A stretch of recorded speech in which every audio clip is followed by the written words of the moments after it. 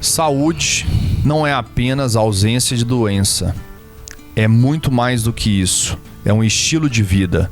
E aqui no nosso programa da Jovem Pan, Pra Ficar Bem, você sempre estará assistindo informações extremamente novas sobre saúde, bem-estar, qualidade de vida, longevidade e o mais importante, informações de pessoas altamente conhecidas e renomadas nas suas respectivas áreas.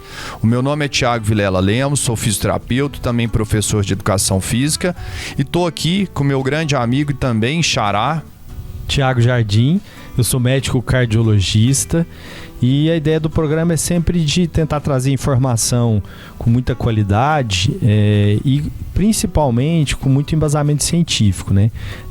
A saúde, ela é uma área que não tem espaço para achismo, não tem espaço para do jeito que eu faço dar certo. A gente tem que ter práticas orientadas por dados científicos. Então, sempre traremos convidados que trarão informações orientadas pela ciência. E hoje não é diferente. E o nosso convidado, eu tenho a alegria de receber, a gente tem a alegria de receber aqui hoje, é o Dr. Alexandre Costa, que é médico infectologista. E o Dr. Alexandre vai estar falando com a gente sobre arboviroses, que basicamente dengue, chikungunya e zika vírus, e Covid, né? Como é que é a situação dessas doenças infecciosas aí nos dias atuais aqui pra gente. Alexandre, muito obrigado aí por ter aceitado o convite de estar aqui com a gente hoje. É uma alegria, uma honra recebê-lo. A recíproca é verdadeira, Thiago. Quando você me fez o convite e a proposta do bate-papo aqui, eu fiquei encantado com a formatação, né? E estou encantado aqui de ver uma entrevista anterior, muito bem conduzida por vocês e pelo colega que antecedeu. E estamos aí para tentar esclarecer algumas dúvidas. Acho que é um assunto que gera muita dúvida, que gera muita insegurança, né, na população e especificamente aí dessas arboviroses. Acho que é um momento oportuno para a gente estar falando, né, porque agora realmente o número de casos começa a aumentar e a gente começa a ver isso de uma forma mais frequente, né? Então eu queria até que você falasse, começando a falar um pouquinho sobre isso aí, sobre essa sazonalidade, né, essa coisa de um período do ano tem mais, um período do ano tem menos, para a gente poder estar entendendo isso também. A época bem propícia, né? Tá terminando as chuvas, aí ficam os lagos, os rios, as regiões da cidade que tem má drenagem, propiciando a multiplicação do mosquito, né? E isso gera o quê? Um aumento na incidência, né, da doença. E nesse cenário, a Aedes aegypti tem um cenário perfeito, né, para causar as doenças. E vale lembrar, né, que hoje, né, nós estamos com uma cidade ainda muito suja, né? Torço para a atual gestão da prefeitura aí nos ajudar, porque tá difícil. A gente vê a cidade que é tão linda e famosa aí pela beleza, pelas árvores, né, pela jardinagem, tão suja, principalmente em determinados setores da cidade. E em relação às 4 doenças, né, a gente começa pela definição dos nomes, né? Bom, doutor Alexandre, assim, a gente está numa fase realmente muito complicada, né? Eu digo que não só em Goiânia, em Goiás, mas no Brasil inteiro a gente vê nos noticiários aí essa alta incidência. E o que eu vejo muito da população, né, a gente começando a bater esse papo sobre dengue principalmente, é o desconhecimento sobre os principais sinais e sintomas, né? Essa semana mesmo eu tive uma colaboradora que o filho começou a passar mal no final de semana e sempre vem aquele famoso, é uma virose, né?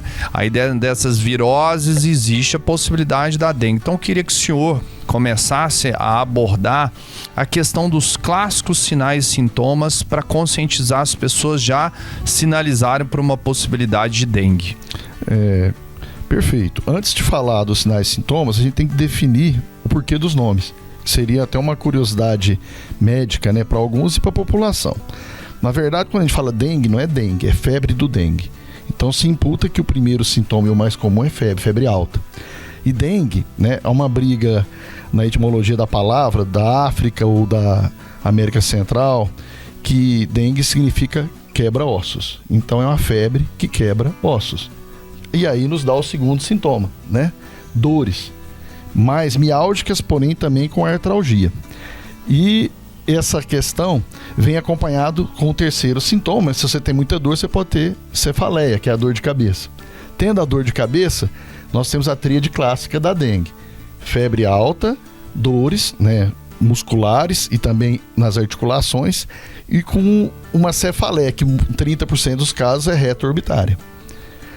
Zika, né, da floresta de Zika, né, na África, foi onde foi descoberto o vírus da primeira vez. E as pessoas tinham febre, só que os sintomas sistêmicos eram menos exuberantes, exceto o prurido com o exantema, que é a pele vermelha, cheia de pontinhos vermelhos espalhados. Chikungunya, né? É aquele que anda curvado. A dor é tanta, mais no componente artrálgico, por isso que a pessoa anda com dificuldade. Do ponto de vista da sintomatologia, nas três situações é muito parecida. O médico que fala, não, isso aqui é dengue clássica, não, isso aqui é chikungunya, não, isso é zika, é um pouco audacioso da parte dele. A dengue, né, por si só, eu já falei os sintomas principais, a febre é o carro-chefe.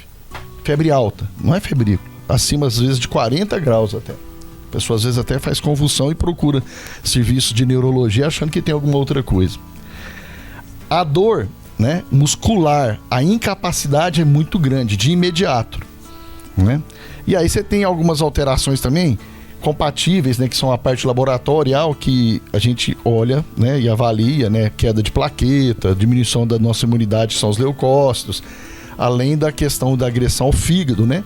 Porque todas as três têm uma questão muito comum, que é passar pelo fígado, baço, medula óssea, né, e gânglios. Então, se afeta tudo isso, você tem as características mais clássicas, né?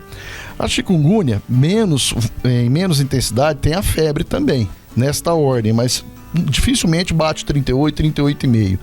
Você tem um componente artrálgico preponderante, né? Você tem uma hemorragia conjuntival, que muitas vezes é traduzida como conjuntivite, né? Na verdade por um vírus, né? E a zika, em menos intensidade, a febre já não é o carro-chefe principal. Você tem uma sensação febril, uma febrícula que a gente determina até 37, 37,5. Mas o componente do rush cutâneo é exuberante, o prurido é muito grande. Ah, mas isso você pode ter nas três doenças? Pode. Mas aí você vai procurar um serviço, né, especializado, onde o colega inicialmente aposta, né, nos exames laboratoriais e nos exames sorológicos, né, e os exames de PCR, que são fotos do vírus de cada situação. O tratamento é muito parecido nas três situações, muito parecido. As vacinações, você tem vacina na dengue, tem vacina do chikungunya e tem estudos para zika, que a gente acha que pode abordar no segundo momento. Perfeito. Alexandre, e assim, não dá pra gente fazer uma diferenciação assim tão fácil, né, baseada só em sintomas, em sinais, mas então necessariamente a gente vai precisar de fazer exames complementares aí para poder chegar a esse diagnóstico. Mas o que eu queria que você abordasse um pouquinho, assim, o que causa, né, assim, se a causa é parecida, qual que é o mecanismo pelo qual essas doenças vão ser transmitidas. E aí já é uma coisa que entra mais até numa curiosidade, assim, o que é mais frequente aqui em Goiânia? Parece, pelo menos pela minha observação, né, que também faço medicina hospitalar, que seja dengue, mas eu queria que você falasse isso aí um pouquinho também. A sua pergunta é bem pertinente, Thiago. Realmente, estatisticamente, é a dengue, né? O problema é que as pessoas não valorizam, mas o país, né, de uma forma geral, nessa época, vive uma epidemia de dengue. E Goiânia, infelizmente, pega aí os primeiros lugares, normalmente, nessa situação. Tem a ver, então, com a estatística. O vírus se multiplica mais rápido. O chikungunya é um diagnóstico diferencial nesse cenário. A gente faz, principalmente quando o componente artrálgico perdura mais que 10 dias. A dengue, dificilmente o ciclo clínico dela ultrapassa 7 a 10 dias. O zika, o componente cutâneo é mais exuberante. O laboratorial é mais discreto. Quando a gente procura o posto de saúde ou mesmo a rede privada, onde a gente trabalha lá no hospital, a gente tenta primeiro o quê? Compreender que região que ele teve, se tem mais gente em casa com a doença, se já tem alguém com diagnóstico. Falar isso em Goiânia é meio redundante, né? Então eu oriento também os colegas, os futuros infectologistas, olha, tem febre, tem dor no corpo, tem um componente importante de cefaleia, assume como dengue que o tratamento é basicamente o mesmo, são sintomáticos. Depois você vai para os exames sorológicos, cada um tem uma particularidade, peculiaridades que você pede no tempo certo. E uma outra questão, né, que a gente também deve comentar daqui a pouco, eu não sei se é o caso, mas as cepas, né, variantes do Covid, atualmente estão entrando nesse escopo de diagnóstico diferencial. Os quadros respiratórios estão menos exuberantes, né, principalmente pelas variantes Omicron, né? Às vezes você tem no máximo uma odinofagia, que é a dor de garganta, para as pessoas que não sabem esse termo, e as pessoas não acreditam que pode ser Covid, né? Então entra no escopo. E nem tô, para não falar de flores, colocando aí os pacientes que frequentam os hospitais com cólicas renais, que podem ser, na verdade, dengue ou as duas coisas. Que fase que a gente está vivendo, né? A gente fica vendo essas múltiplas possibilidades e a gente vê, de fato, não só uma grande confusão aí por parte dos pacientes, mas também, às vezes, uma grande dificuldade de diagnóstico pelos próprios profissionais hoje da área da saúde. Agora sim, a gente sabe que o grande segredo, né, Alexandre, é não ter, é prevenir. Então eu queria que você falasse um pouquinho da vacina, né, e de medidas preventivas, né, contra a dengue. Bom, a vacina faz parte do escopo da prevenção, né? Ela não é a última bolacha do pacote, ela não dá 100% de proteção, ela na verdade nos dá mais proteção contra as formas graves, mas não impede a gente de ter dengue. Você tem 2 vacinas num primeiro momento disponíveis no Brasil, nós vamos ter uma terceira em 2026, feita pelo Butantan. Uma é mais na rede privada, eu não sei se é o caso aqui, mas eu acho que é prudente a gente falar os nomes, né? A Dengvaxia e a Qdengue. A Qdengue é que está disponível no mercado atualmente. A Qdengue tem uma vantagem que você pode fazer ela independente de você ter tido ou não dengue. A primeira que eu citei, você tem que ter tido dengue para receber essa vacina, para ela gerar uma imunogenicidade, que seria o que? A produção de anticorpos contra o vírus, né? Adequado, e também para você ter menos risco de efeitos colaterais. Então nós temos hoje 2 vacinas, tem os tempos de cada uma, as datas de aplicação de cada uma, sendo que os extremos etários têm reservas por falta de estudo, tá? Não tem, por que eu não posso tomar a vacina da dengue se eu tiver mais que 60 anos? Não é poder, é porque não tem estudo de segurança nesse grupo, que seria até antiético, né? Ficar testando num grupo mais frágil, né? E tem as contraindicações, na caso da Qdengue, que seriam grupos específicos, né? Gestante, imunodeprimidos, pessoas que fazem corticoterapia prolongada. Mas, de uma forma geral, essas 2 vacinas são as que estão disponíveis para nós. Na rede privada também você pode acessar. Agora, o grande boom da dengue, na profilaxia, é a gente conseguir intervir no mecanismo de replicação do mosquito. E isso é a operação conjunta. Não adianta eu cuidar da minha casa, o Tiago ser meu vizinho,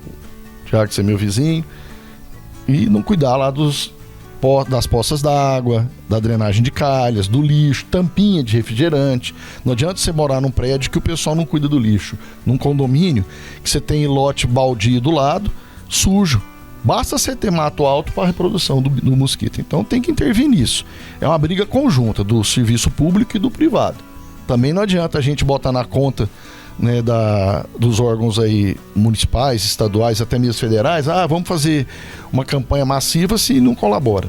Vale lembrar que aonde você tem um mosquito, então ele está aqui, nesta sala, ele tem um raio de ação de até 6 km, e para cima ele sobe até 3, 4 metros, tem literatura falando de 6. Né? Aí o pessoal fala aquela brincadeira, né? Mas então eu moro no 18º andar de um prédio, não tem risco. Claro que você tem risco. Como é que você chega lá? Eu até falei uma vez com uma pessoa da minha família. Você vai escalando ou vai por onde? Vou por elevador. O mosquito também pega a mesma carona com você. Então não tem jeito. A intervenção na replicação do mosquito, que é o grande boom, muda. Teve uma época em Goiânia, eu acho que vocês devem lembrar, uns 8, 10 anos atrás, que teve uma intervenção maciça, caiu assustadoramente o índice. Mas maciça, todo mundo envolvido. Hoje você não está vendo isso, né? A cidade continua suja, o esforço é grande, mas a gente sabe que se não tiver um esforço conjunto não resolve. Essas medidas são fundamentais. Agora, individualmente, né, usar repelente, ter telas na sua casa, Lembrar que a pessoa fala, eu moro na zona rural, eu não tenho dengue. Realmente, dengue na zona rural ainda, né? Só tivemos os últimos casos em 1943. Mas você vem na cidade fazer compra, você leva dentro do seu carro e vai para lá, para a periferia de Goiânia. Então você pode adquirir a dengue aqui e passar mal lá na sua região, lá na sua chácara, no sítio, né? E o intercâmbio também, né? Entre as cidades. Você leva no carro, no avião, por aí afora. Eu tenho até uma história bem interessante, assim, há uns 2 anos atrás teve um surto de dengue no bairro onde eu moro, no condomínio onde eu moro, e em uma casa especificamente 4 pessoas pegaram, uma dessas pessoas estava hospitalizada e aí o chefe daquela família lá, ele vai no administrador do condomínio e faz um monte de exigência, briga, não sei o quê. E aí a presença de espírito do administrador foi interessante. Falou assim, não, então beleza, eu vou mandar o fiscal da dengue aqui lá na sua casa pra gente poder ver se tem alguma coisa.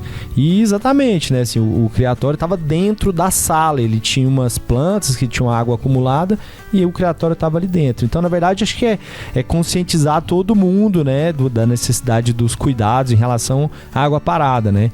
E acho que aí é outra coisa, né, Alexandre? Assim, tanto para dengue, quanto para zika, quanto para chikungunya, né? E são exatamente os mesmos, né? Isso.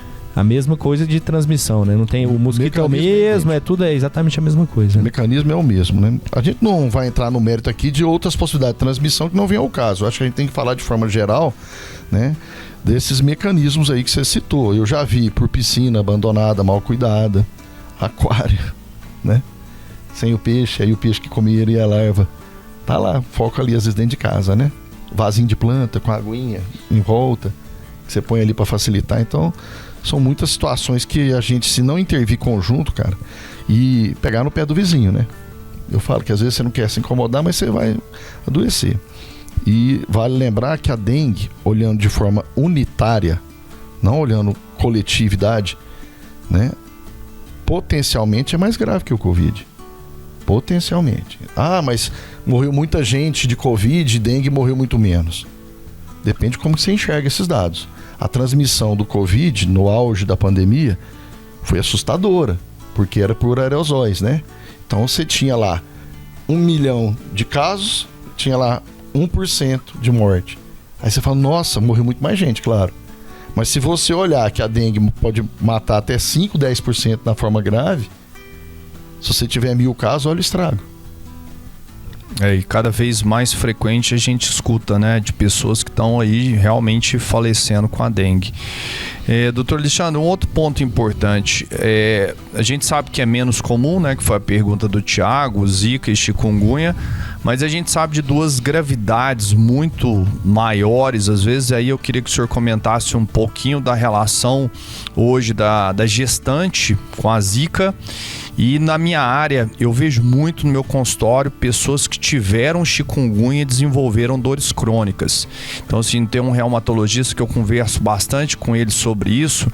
E, assim, tá impressionante o tanto de artralgia, que são dores nas articulações, dores musculares, e que não são dores, às vezes, fáceis depois da gente resolver e solucionar nesses pacientes. Interessantíssimo o seu comentário, Thiago. Vale lembrar, né? A gente tem que falar do ciclo viral e depois do pós, né? Então nós temos na dengue, ciclo viral da dengue, 7, estourando 10 dias. Passou de 10 dias, você tendo a certeza que você tem o D0 do primeiro sintomas, nesse cenário, dificilmente você vai ter uma manutenção do quadro álgico na dengue. Tem exceção? Tem literatura mostrando 6 meses até 2 anos. Já o chikungunya, o ciclo viral pode ser 7, extrapolando 14 dias. O grande problema do chikungunya é que ele dispara uma cadeia inflamatória que pode não ser mais contida, ele serve de gatilho, gerando uma doença reumatológica grave, onde a sua área está recebendo esses pacientes, porque o paciente ele vai ter ali artrites crônicas, que muitas das vezes nem com corticoterapia resolve, e aí tem que passar a ter um apoio do físio, um apoio do educador físico também, e até mesmo essas pessoas ficam limitadas para o resto da vida. E isso ocorre e não é uma coisa simples. O Paciente com chikungunya, que passou do 10º dia e continua tendo as dores intensas, é recomendado procurar um reumatologista e ele vai já direcionar o tratamento, não é mais com o infectologista. Falando da Zika, né? O grande problema da Zika, né? E a gente sabe que foi trazido para cá na Copa de 2014, né? Não existia, vieram com as populações da África, alguns da Europa, é a transmissão vertical.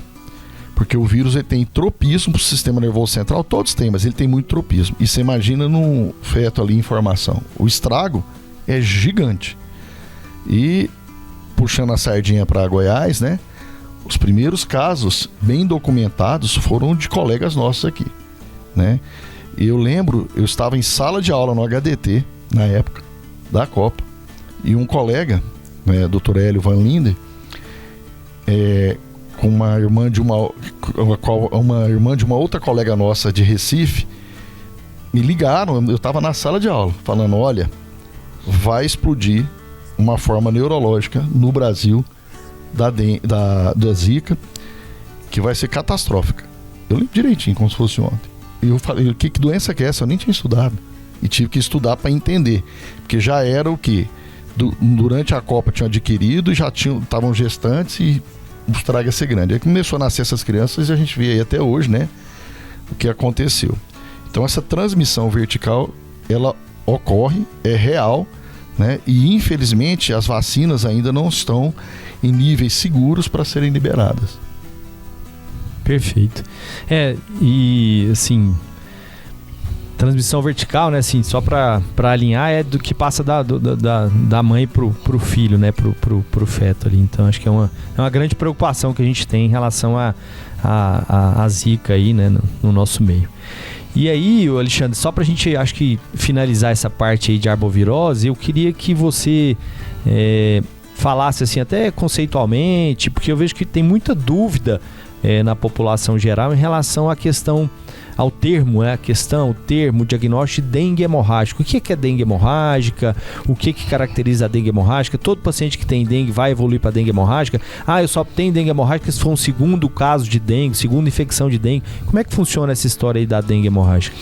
Tiago, esse termo, lá no passado, né, 20, talvez mais tempo, diria 30 anos atrás, era o termo que era usado pela população médica, né, pela população estudiosa, para definir os sangramentos discretos até sangramentos graves.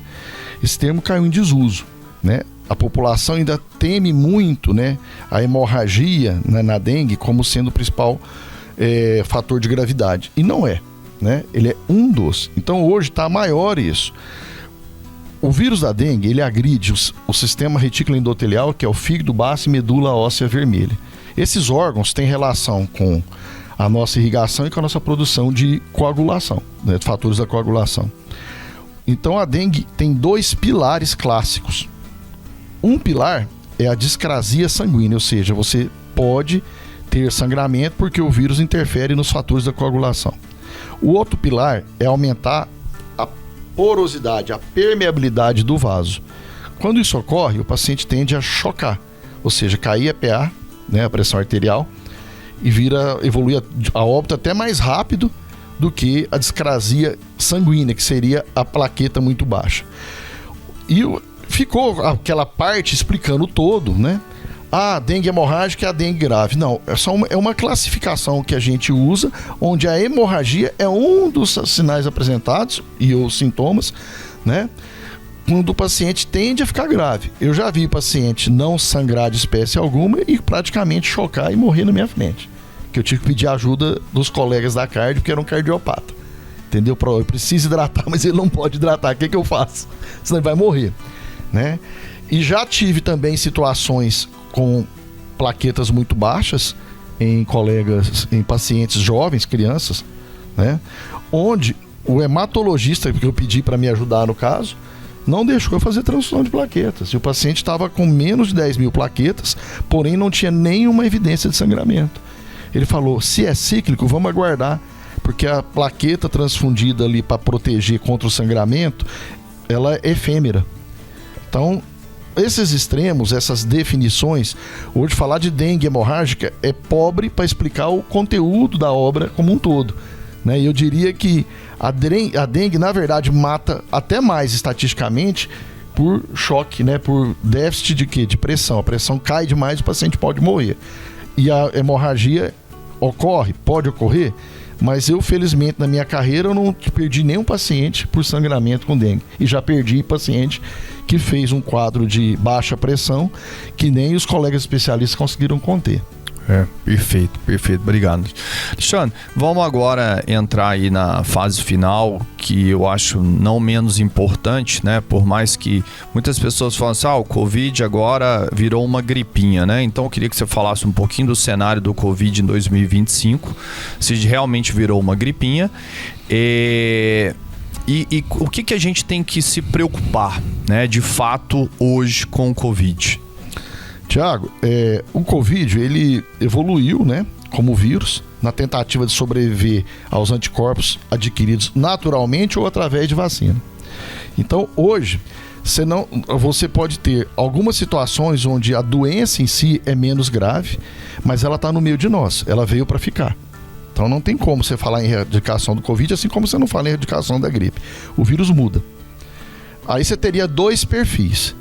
O perfil da forma grave, que ainda é a pulmonar, do vírus selvagem, para aquela pessoa que nunca experimentou o Covid, ainda existem pessoas na nossa população, ou aquela pessoa que teve a forma branda, não se soroprotegeu adequadamente pela doença, e nesse cenário ela pode vir apresentar a forma pulmonar, que é ainda grave, só que estatisticamente caiu muito, por causa da evolução e da mutação do vírus.